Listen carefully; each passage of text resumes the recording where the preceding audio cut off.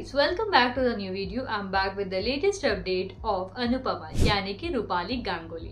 So guys, ये सुनने को मिला है कि जो रूपाली गांगुली है, इनका जो रवैया है यानी कि इनका जो बिहेवियर है वो बहुत ही ज्यादा गंदा है अनुपमा के सेट पे। तो गाइस, जब शिवम पुजरिया, जी हाँ गाइस मैं बात कर रही हूँ प्रेम का, तो उन्होंने ये बोला कि जो रूपाली है यानी कि अनुपमा, उनका सबका बिहेवियर सबके साथ अलग टाइप का, बट किसी के भी साथ रूड नहीं है।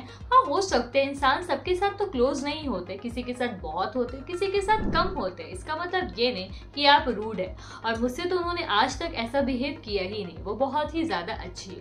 गाइस, यहाँ पे रूपाली गांगुली हमेशा बदनाम होती ही रहती है, बट गाइस बोलते हैं ना, उनकी अच्छाई लोगों को दिख ही जाती है। So this is the latest update. How much you like the video, let me know in the comment box. Be with me, don't forget to subscribe. तब तक के लिए टाटा, बाय बाय।